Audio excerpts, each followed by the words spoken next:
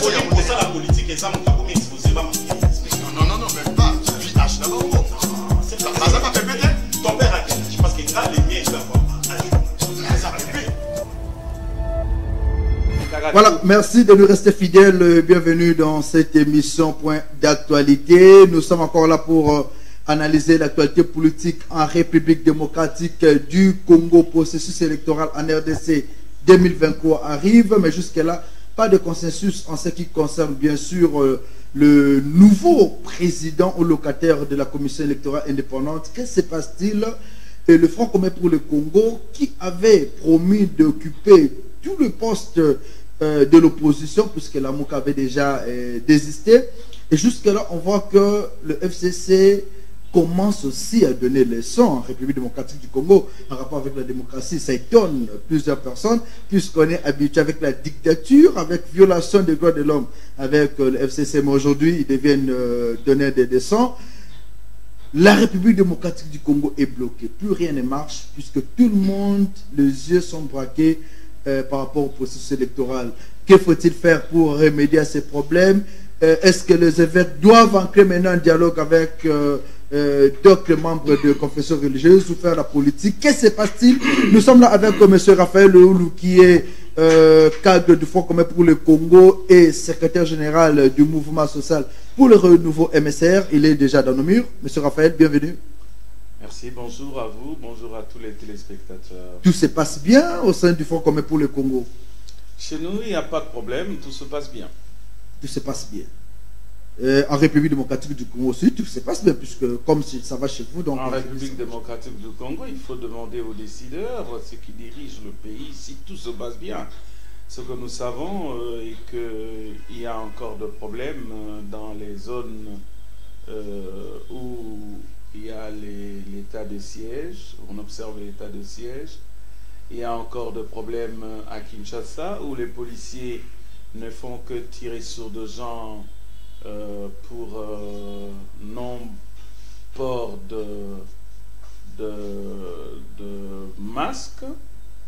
Et il faut faire attention et dire à tous les téléspectateurs de votre chaîne, si vous ne sortez pas avec vos masques, attention, vous pouvez rencontrer des policiers, des seuls sait comment ça peut se passer. Et votre héritage de 2 ans, puisque votre héritage de 20 ans plus ou moins, puisque vous avez laissé le policier mal formé, vous avez laissé les agents de l'ordre qui n'avaient pas de notions, et voilà qu'aujourd'hui la population est en train d'apathir. Vous savez, ce sont des prétextes qui ne tiennent pas debout, parce que nous avons laissé le pouvoir depuis très très longtemps.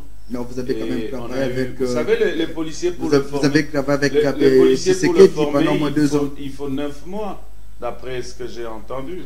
Et 9 mois, et aujourd'hui, nous avons fait combien de temps depuis que nous sommes partis pour qu'on n'arrive pas à former de policiers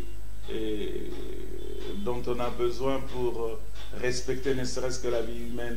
On a eu suffisamment du temps. Votre Premier ministre Lukamba n'avait pas donné cette idée-là peut-être au chef de l'État, et voilà pourquoi il a encore facilité l'échec de ce dernier. Je ne pense pas que le Premier ministre Sama Lukonde fera mieux que Ilunkamba. Sur quel point par exemple? Sur tout le plan. Sur le plan. Vous pensez que Sama va échouer avec son gouvernement par rapport à l'échec du gouvernement FCCK? Non, il ne m'appartient pas de faire ici le bilan, de dresser le bilan de son mandat. Mais je confirme que Sama Lukonde ne fera pas mieux que Ilunga Ilunkamba. Vous confirmez? Je confirme. Mais Sama Lukonde va organiser les élections en 2023. Écoutez, les élections en 2023... pendant que dans le budget qu'il est en train d'utiliser aujourd'hui, il n'y est pas, les élections ne sont pas figurées. Est-ce que vous croyez qu'il va réussir à organiser les élections en 2023? Ils sont déjà en train de préparer un budget pour 2022.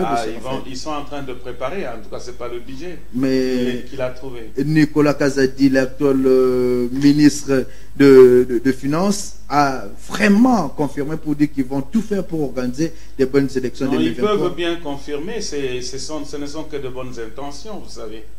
Et pour les bonnes intentions et les promesses, nous les félicitons. Mais nous voulons voir les actes. M. Raphaël Loulou, vous avez été au pouvoir, vous avez travaillé avec Kabila, vous continuez à être au pouvoir puisqu'il y a certains de vos cadres qui sont encore dans différentes institutions qui ne sont pas remplacées jusqu'à nos jours. Non, nous ne sommes pas au pouvoir. C'est l'Union sacrée qui est au pouvoir. Nous ne sommes dans le gouvernement, mais il y a d'autres institutions qui sont encore occupées par les cadres du PPRD. Non, c'est à vous de les désigner. Il y a la régie des eaux, il y a le SNEL. Là, vous êtes en train de parler d'entreprises. Mais ce sont toujours. Non, attendez. Ce sont des entreprises de l'État, M. Raphaël. Vous n'allez pas nous contribuer. À moins qu'on veille politiser les entreprises comme on politise la CENI. Alain Atundou, qui est au niveau de SNEL, mais c'est un politique. Il est là en tant que technocrate. Il n'est pas là en tant que politique. Mais il était votre porte-parole, M. Raphaël. Bien, si l'on veut politiser les entreprises publiques, comme on a politisé la CENI, on est d'accord. Mais au moins, il faut alors le quota pour chaque parti politique. La CENI n'est pas encore politisée puisqu'il n'y a pas un président. Elle est bien politisée. Pouvez-vous nous donner les éléments qui prouvent... Lisez la loi. Pouvez-nous que lisez la loi. Aujourd'hui, la loi a réparti les postes selon les forces politiques. Dites-moi comment ce n'est pas politisé. Vous, le FCC, vous serez là dans le bureau. La répartition est faite, vous le savez. La répartition est faite. On sait que le président proviendra de quelle obédience. On sait que le vice-président, le rapporteur, etc., le questeur, on le sait. Et dans la plupart des cas, sont des partis politiques, ce sont des familles politiques. C'est pas la première fois, M. Raphaël. Est-ce que c'est aujourd'hui que vous devez dénoncer cela? La CENI est politisée. La CENI qui peut nous amener aux élections en 2023 est politisée. Il faut que le peuple congolais le sache. Pourquoi vous voulez mentir au peuple congolais? CENI a toujours été... vous cachez la vérité? M. Raphaël Loulou, la CENI a toujours été politisée, puisque même si Ngoï Mulunda ou Lok et Corneille Nangaa étaient présidents, le premier vice-président, c'était du FCC. Vous n'allez pas quand même nous dire le contraire? Non, écoutez, pendant la période de Corneille Nangaa, la société civile s'est réunissée. Vous avez entendu un jour les membres de la société civile s'empoigner comme aujourd'hui? Non. On a laissé à la société civile le libre choix de leurs membres. Mais qui les a bloqués aujourd'hui? Aujourd'hui, qui les a bloqués? Vous n'avez pas entendu l'abbé Chollet le dénoncer? Vous n'avez pas entendu que les 6 membres de confession religieuse, suivant le dictat d'on ne sait qui, ne sont plus réunis au siège où ils se réunissent à la Cinco? Ils sont allés chercher à se réunir ailleurs, Monsieur Raphaël, dans un bistrot ou dans un restaurant. Vous n'avez pas entendu que le FCC, le SCC, pardon, et la Cinco ont claqué la porte? Vous n'avez pas entendu? Monsieur Raphaël Loulou, ce que j'ai entendu, c'est que les SCC, c'était mieux qu'aujourd'hui. Monsieur Raphaël, s'il vous plaît, les SCC et l'Église catholique n'ont pas claqué la porte. Ils ont seulement reporté leur activité. Ils ont 48 heures. Ils ont claqué la porte le jour où on a failli leur imposer quelqu'un comme étant de l'église kimbanguiste, provenant de la société civile de l'église kimbanguiste, comme président, pendant que l'église kimbanguiste ne le reconnaît même pas. L'église kimbanguiste, de la bouche de son éminence Simon Kiangani, il dit que le type, il le connaît, le candidat qu'on a présenté être de l'église kimbanguiste, il a habité en Europe, il est venu, mais il ne le connaît pas parmi les membres de l'église. Est-ce que vous avez suivi ces discours-là? Puisqu'on n'en a pas entendu parler, moi, je n'ai pas entendu l'église kimbanguiste se faire ses déclarations. Vous êtes journaliste, informez-vous. Pourquoi est-ce que cette situation vous réjouit? Ça ne nous réjouit pas, au contraire. Ça vous réjouit puisque c'est comme si vous êtes d'accord que... Ça nous écoeure de constater que les donneurs de leçons aujourd'hui ne savent plus parler et donner des leçons. C'est ceux à qui la leçon était donnée qui sont en train de donner aujourd'hui la leçon à leurs enseignants. Nous, à qui la leçon nous était donnée, aujourd'hui nous sommes en train de donner et nous rappelons même la matière à nos enseignants. Ça veut dire quoi? Au mois de juin 2020, les confessions religieuses s'étaient réunies pour rafraîchir la mémoire de téléspectateurs et de donneurs de leçons. Au mois de juin 2020... Vous voulez parler de ces Rossar Malonda? Mais c'est ça la leçon à réviser. Oui. Vous devez donner la leçon aux confessions religieuses qui ne respectent pas leurs engagements. Non, ils nous donnent des personnes... Laissez-moi terminer, ma métaphore. Au mois de juin 2020, les confessions religieuses s'étaient réunies, 8 au total, s'étaient réunies pour choisir un président qui succéderait à Corneille Nangaa. Ronsard Malonda était désigné. Les CC et la Senko avaient refusé de signer. Et tout le monde, et les FCC et ses partenaires de l'UDPS, avaient crié. Donc vous étiez divisé, vous étiez divisé. Non, attendez. Vous étiez divisé puisque je me souviens encore, on avait marché avec vous, M. Raphaël. Est-ce que vous avez eu à soutenir Rossar Malonda, mais l'UDPS était contre. Le cas fait jurisprudence aujourd'hui. J'étais avec vous. Le cas fait jurisprudence aujourd'hui, je me demande par où ils passeront. Qui? Parce que ça se répète. Par où qui passeront? Puisque jusqu'à nos jours, il n'y a personne qui a encore manifesté son soutien je suis clair dans ma démonstration. Ronsard Malonda, on a refusé. On a instrumentalisé tout le monde. Et les églises. Et les Tutinquati. Tout le monde mobilisé contre Ronsard Malonda. Parce que... contre l'élection de Ronsard Malonda. Parce qu'il était semble-t-il, du FCC. Aujourd'hui, les 6 confessions religieuses se sont retirées pour jeter les dévolus en dehors de là où ils se réunissent habituellement sur un individu. Mais cet individu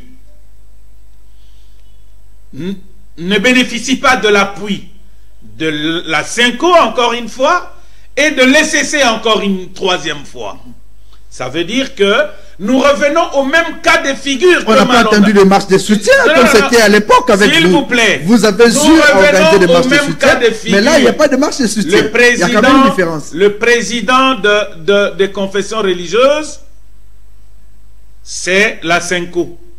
Le vice-président est assuré par l'ECC. Les deux n'ont pas signé le PV.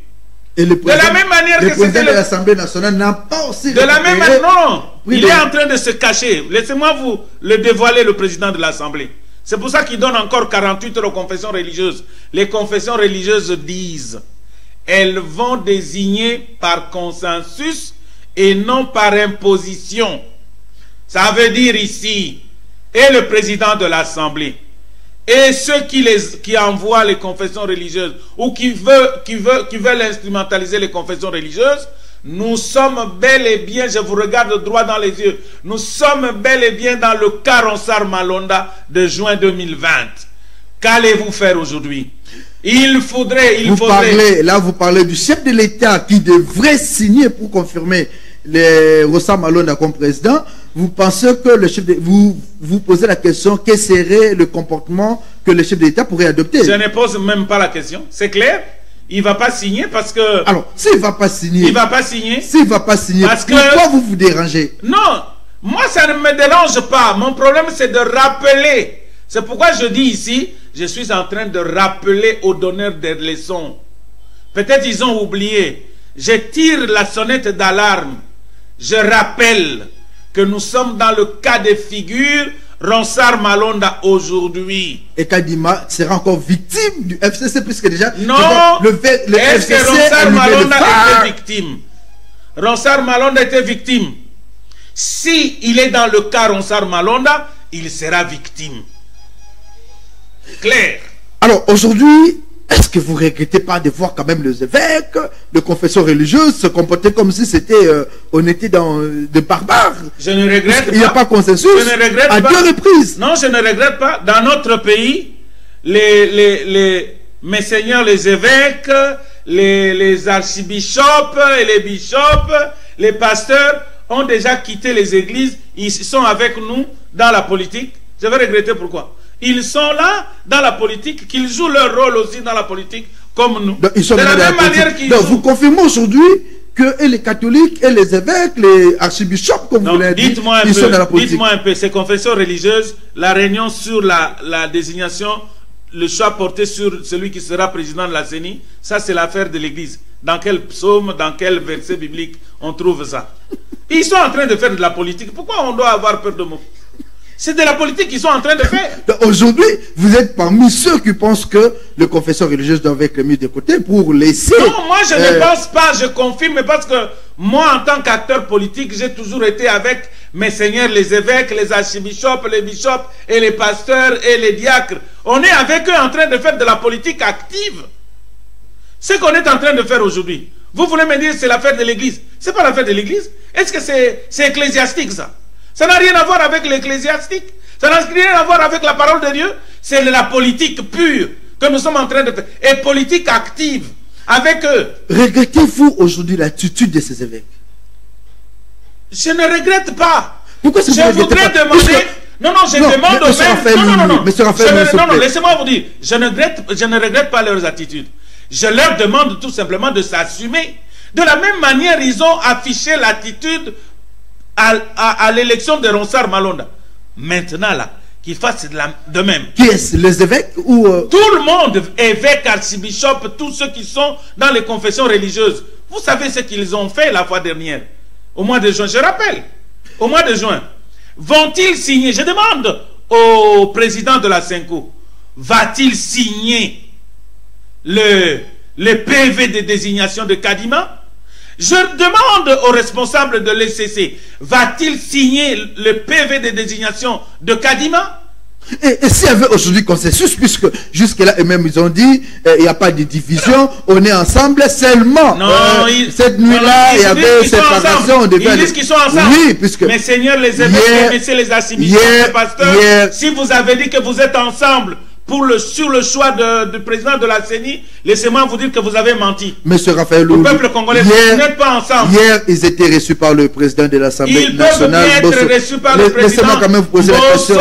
Mais ils ne sont pas ensemble. Mais ils sont ensemble. Bon, s'il s'avérait qu'aujourd'hui... Et le président Bosso qui dresse un calendrier où il exige que les gens dans 48 heures, les confessions religieuses lui déposent les noms. Et d'autres... Il y avait beaucoup de temps. Il n'y a par rapport à la date fixée du 28, aussi longtemps qu'on n'aura pas trouvé le consensus, on ne déposera pas les noms. C'est quoi? Qu'est-ce que vous appelez consensus? Le président Bosso va désigner lui-même d'autorité qui désigne les noms. Du terme consensus, qu'est-ce que vous appelez consensus? Mais il faut que tout le monde se mette d'accord.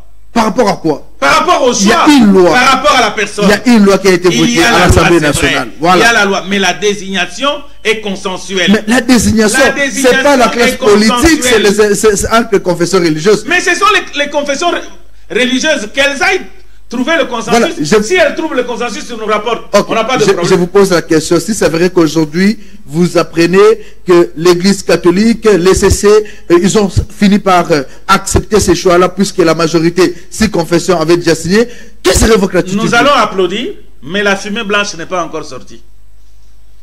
Nous allons applaudir. Vous allez applaudir, donc ça sera déjà la fumée blanche.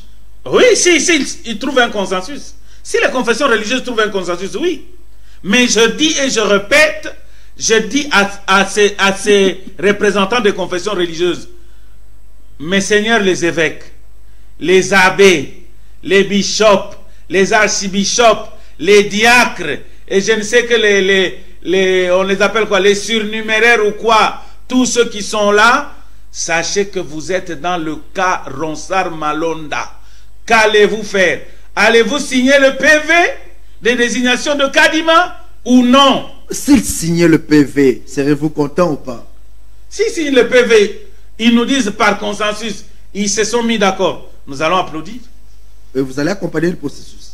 Mais si c'est consensuel, nous accompagnerons. Et consensuel à tous les niveaux.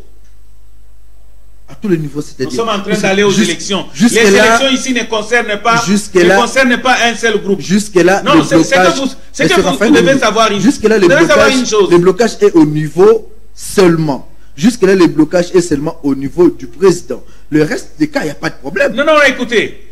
Déjà, ça nous met la puce à l'oreille.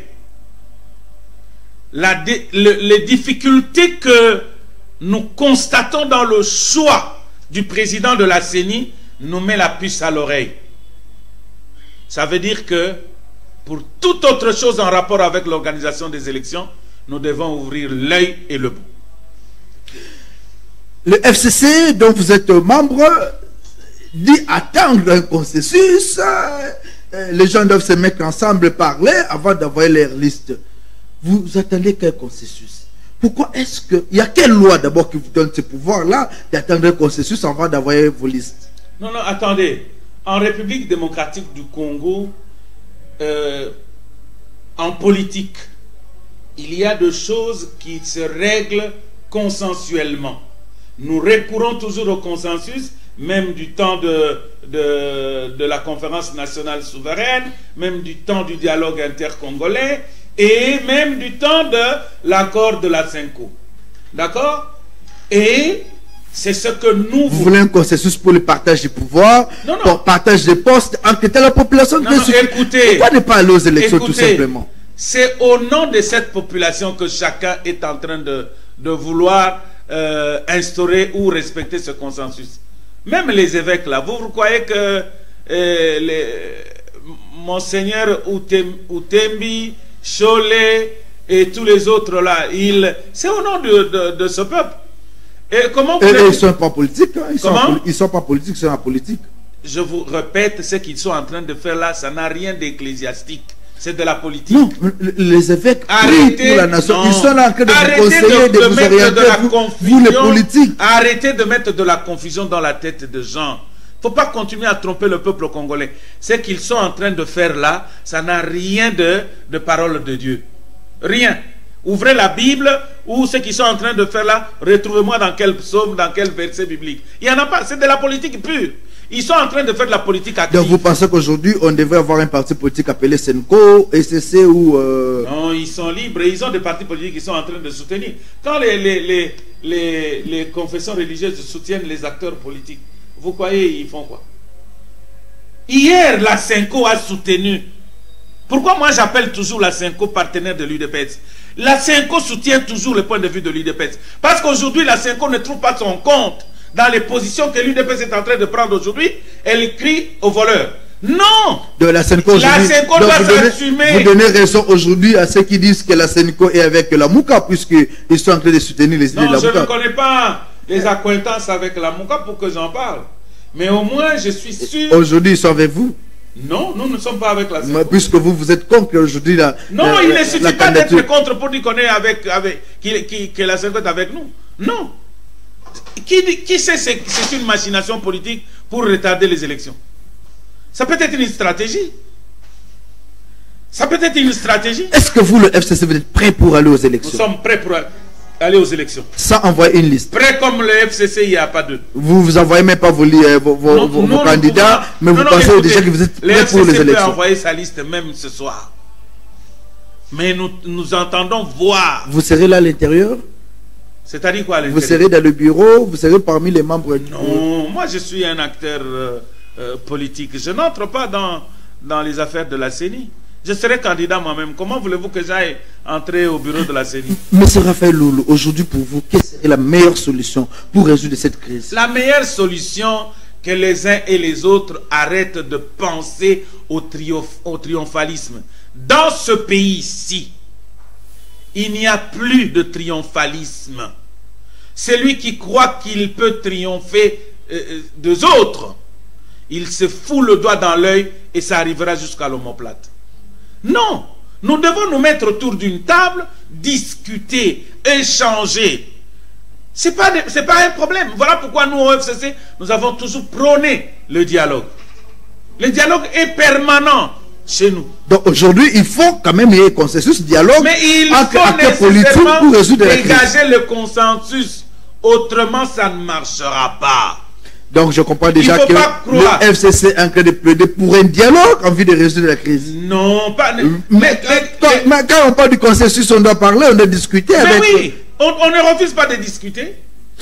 Je pense que ce ne sera pas question de partage de pouvoir, de poste. Non, ce n'est pas question de partage de pouvoir ou de poste. Vous savez, au FCC, nous, c'est l'intérêt de la nation. C'est l'intérêt du peuple congolais. Le peuple que vous avez laissé souffrir pendant 20 ans, M. Raphaël, il ne faut pas parler ainsi. Il ne faut pas dire ça. On n'a pas laissé le peuple souffrir. On a laissé le peuple dans les conditions de vie normales. Aujourd'hui, vous êtes journaliste. Moi, je vous pose toujours la même question. Sortez votre micro, demandez à ce peuple, entre le temps que les FCC étaient là et maintenant, qu'est-ce qui est mieux?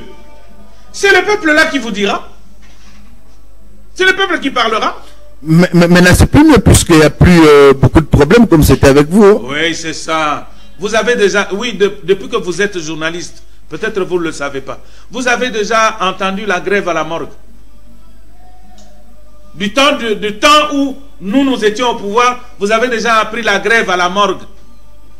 Mais en ce moment-ci, grève à la morgue. Il y a grève presque partout. Je me demande, vous les journalistes, vous avez de la chance parce que vous êtes privés. Vous êtes privés, sinon vous auriez appris un jour que tous les journalistes sont allés en grève. Mais oui. Donc vous voulez dire que les institutions de l'État ne marchent plus?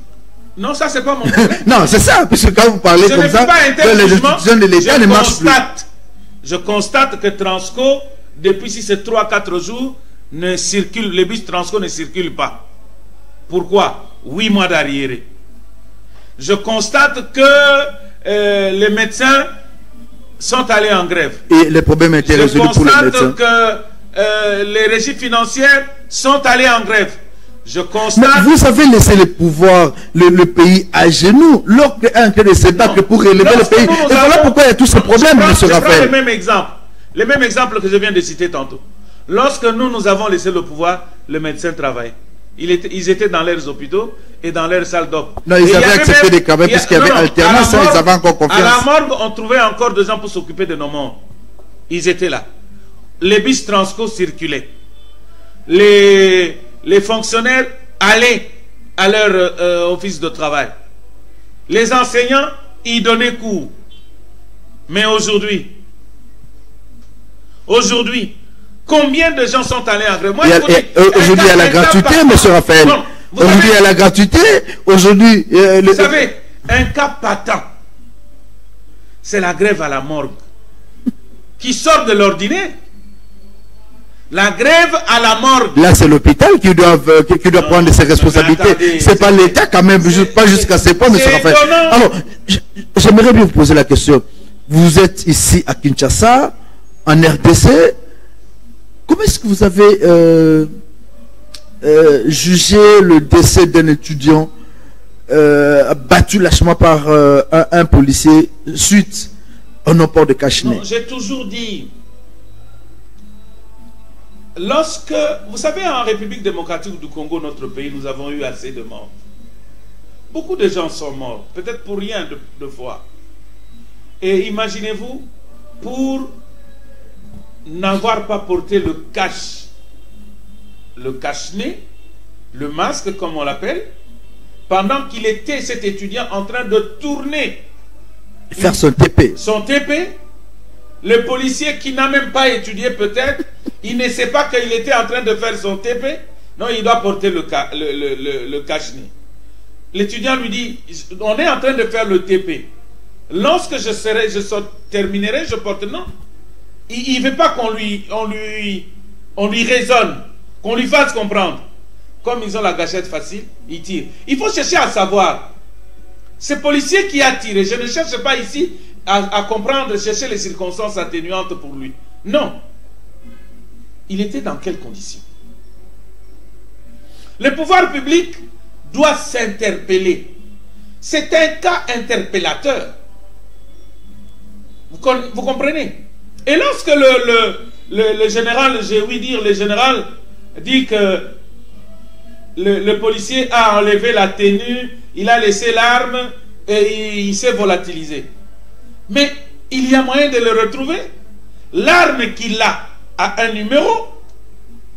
Et n'a ce numéro. L'arme porte le numéro. Et le numéro de cette arme a été attribué à un policier X qui relève de telle unité. et on va à son unité, on retrouvera son adresse. Il y a lieu de le retrouver. Ce sont des cas qu'on a toujours retrouvés en RDC. Nous avons vu cela avec Rossard Malo, avec Rossi Mukendi et tant d'autres qui sont partis, qui ont été abattus lâchement. Est-ce qu'aujourd'hui on ne doit pas mettre en cause le recrutement d'abord de policiers et qu'il soit traduit en justice pour répondre. Est-ce qu'aujourd'hui on peut demander la démission de Silvano Kasongo? Non, c'est pas moi qui... Non, mais puisque vous êtes acteur politique, vous parlez même de la population suite à ces comportements-là. Tous les journalistes, ce sont des questions comme ça que vous posez à vos invités et qui, à la fin, amènent beaucoup d'invités à Makala. Beaucoup de gens sont allés à Makala parce qu'ils ont voulu répondre à vos questions. Donc, vous avez peur de dire aujourd'hui que M. Silvano Kasongo devait démissionner puisque ces éléments ne se comportent pas bien. Vous, journalistes, et l'attention de ceux qui condamnent les gens. Nous sommes là pour vous poser des questions. Nous sommes là pour poser des questions. Et nos questions émanent même de la population. Il y a cette population-là. Pourquoi ne prenez-vous pas votre micro et allez poser directement au général Kasongo cette question? Par rapport à quoi? Par rapport à l'assassinat de cet étudiant.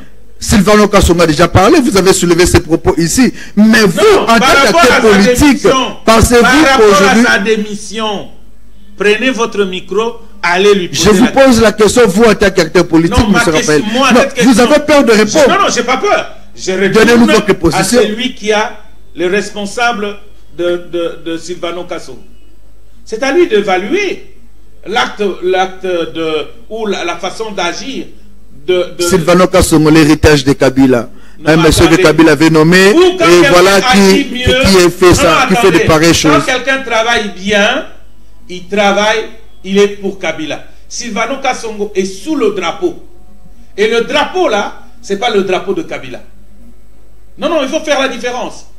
Entre la maison de Kabila, sa chambre à coucher, et le drapeau n'est pas à Kabila, mais la chambre à coucher est à lui. Il ne faut pas prendre les histoires qui intéressent tout un État, mettre ça à charge. Vous aimez beaucoup défendre. Non. Vous êtes pour l'attitude de ces policiers, puisqu'ils sont dirigés par un monsieur qui est Silvano Kasongo. Je n'ai pas dit ça. Sinon, je n'allais pas condamner moi-même le fait d'assassiner cet étudiant et d'assassiner d'autres. D'accord? Autant que je condamne l'assassinat de ces gens-là, je condamne aussi le fait d'envoyer des gens en prison parce qu'ils ont émis leurs opinions sur le plateau de télévision. Non, mais vous devez aussi condamner, vous devez aussi condamner, M. Raphaël, quand un journaliste part au-delà de ses limites, ou quand vous aussi politiciens, vous parlez pour plaire à la... Vous finirez par manquer d'invités. À cette allure, la presse risquera... Vous allez faire le Djalelo et ça sera tout. C'est que moi je ne fais pas. Ah mais vous allez le faire. Non, moi je ne le ferai pas. Moi je reste droit dans... Et les journalistes qui s'en écartent sont aussi sommés et inquiétés pour suivre les autres en prison. Vous connaissez le cas de votre confrère Pereiro. Il est en train de... Il est menacé. Il a eu à le dénoncer plusieurs fois. On l'appelle, des appels téléphoniques pour lui dire attention à ce que tu es en train de dire, ce que tu es en train de faire, tu peux suivre les autres en prison. Il y a beaucoup comme ça. Nous sommes en train d'aller vers le cas d'avoir une presse muselée. Et non seulement vous, les acteurs... Le chef de l'État, Félix Antoine Tshisekedi, avait dit qu'il est là pour l'indépendance de la presse. Non, je n'ai rien à flatter, moi. Je ne suis pas de là. Je peux... Non, c'est la vérité. C'est ce qu'il avait déclaré. Oh, donc, vous n'êtes pas sûr de ces déclarations? Vous voulez le flatter? Non, vous n'êtes pas sûr de ces déclations, M. Raphaël? Les déclarations de Félix Tshisekedi en tant que président. Vous en avez plus. Pas pour moi, c'est fait pour tout le monde. Mais alors, moi, je crois en cela. Mais vous devez aussi croire en cela, M. Raphaël. Non, je ne crois pas, ce n'est pas la parole de Dieu. Moi, je suis chrétien. Je ne veux pas croire aux propos d'une personne. Je crois à la parole de Dieu. Oui. Donc, vous ne faites pas confiance. Moi, je peux quand même faire confiance. Quand vous parlez là, j'entends, c'est tout. Vous pouvez faire confiance à ces propos. Non, faire confiance, c'est autre chose. Alors, nous allons parler un peu de la loi, la proposition de loi Daniel Mbao.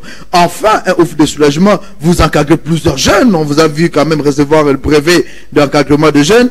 Voir aujourd'hui un jeune avec 500 $ aller se marier, payer sa dot, ça fait quand même du bien, non? Laissez-moi vous dire honnêtement. Non, mais... Honnêtement, des incongruités comme ça, je ne pensais pas qu'un jour que ça viendrait de notre Parlement. Est-ce que vous savez que le mariage est un phénomène culturel? Et en République démocratique du Congo, nous avons combien d'ethnies? Vous voulez soumettre toutes les ethnies de la RDC au même régime, au même style, bafouant ainsi les traditions séculières de chacun. C'est pas ce que Daniel Mbao a dit. Hein? C'est pas ce qu'il a dit. Non. L'honorable Mbao n'a pas dit cela, M. Raphaël. Je vous donne un exemple. Quand vous êtes au Sud Kivu chez les Bashi, on marie par des têtes de vache. D'accord? Quand vous êtes chez les Koussou dans le Maniema, on marie par de têtes de chèvre. Et le vin de palme et le vin, la boisson indigène. D'accord? Et on donne d'autres éléments tels que les pagnes, les tissus pour maman, pour les tantes, et même une veste pour papa. On va en tout ça. Vous pouvez aller chez les Bachilélé, vous trouverez encore autre chose. Vous êtes chez les Lokele, à Chopo, vous trouverez aussi, on demande le pirogue. À l'Équateur, on demande les filets. On demande le pagaie, on demande les hameçons et autres. Tout ça, on va laisser tomber. Non, c'est pas ça qu'on a dit, M. Raphaël. On demande seulement on dit, 500 $. Le reste des choses, vous pouvez demander par rapport à votre culture, votre coutume, mais la dot, là où on demande l'argent, c'est 500 $. Non, on doit respecter. Donc vous êtes contre cette proposition de loi? Je suis contre ce Donc vous soutenez ceux qui mettent des dettes de 1000, 2000, 3500 $? Je ne dis pas ça. Je suis contre ce projet de loi ou cette proposition de loi qui demanderait, qui exigerait, obligerait tout le monde à, pour contracter le mariage, à donner 500 $. Je suis contre ce projet de loi parce que on viole les traditions de gens, on ne respecte pas la culture de peuple. Je suis désolé. Et je ne voudrais pas ici imposer à quelqu'un d'autre peut dire, moi j'aime ma femme. Pour l'épouser, je vais donner, j'aime ma fiancée, pour l'épouser, je vais donner 1200 $. Vous allez le jeter en prison parce qu'il n'a pas respecté la loi qui détermine 500. Qu'est-ce que vous allez faire avec ce monsieur qui, voulant manifester tout son amour, qui donnerait plus que 500? Vous allez faire quoi avec lui? Parce que à ce moment-là, il va aller à l'encontre de la loi. On n'a pas dit... Vous allez les jeter en prison? C'est facultatif. Vous pouvez donner plus, mais la loi reconnaît autant. Qu'est-ce que vous allez dire à une fille qui dit à ses parents, mon fiancé n'a pas de boulot, n'a pas d'argent, c'est pas à trouver 500, il a trouvé 300. Si vous ne voulez pas, je pars avec vous. Monsieur Raphaël, vous allez faire quoi? Monsieur Raphaël, peuple a nini kudia kuvota kubala. La semaine passée, est-ce que au Congo jeune il y a un député qui a marié sa fille. Je tais son nom, je le connais bien. Ce député, vous savez, il a demandé combien pour la dot? Pouvez-nous informer? $1 symbolique. $1 symbolique. Ici à Kinshasa, pour vous rafraîchir, il habiterait quelque part autour de Kitambo. Authentique. La semaine passée, il a marié sa fille, il a demandé $1 symbolique. Ce sont des cas qu'on veut, puisque aujourd'hui on ne veut plus de 1500, 2500. Alors vous dites, on va soutenir Mbao aujourd'hui. Par rapport aux élucubrations de votre mariage là, fixé à 500 $, il y a un qui a demandé $1.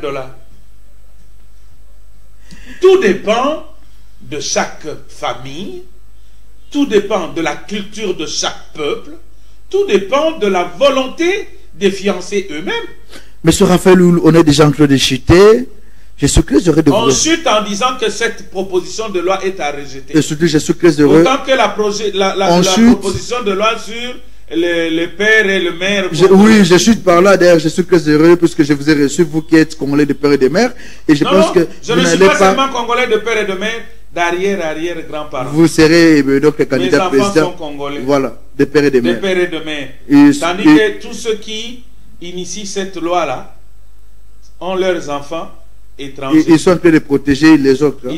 Ils ont des enfants étrangers. Et eux-mêmes ont changé de nationalité.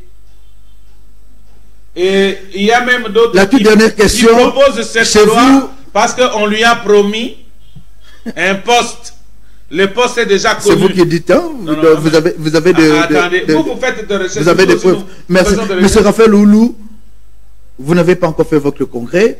Mais aujourd'hui, déjà, la FDC a des modestes bâtis à son candidat président qui est Félix Antoine Tshisekedi Tshilombo, l'actuel président. Ça vous fait peur de voir ces choix? Non, je ne voudrais pas, moi, emboîter les pas de gens qui aiment bien la flatterie. S'ils sont en train de flatter, qu'ils flattent. Non, ils n'ont pas flatté puisque Bahati est sincère envers lui-même. Vous êtes sûr, avec tout le respect que je dois au professeur Bahati, c'est mon aîné, mais je parle ici d'une question politique.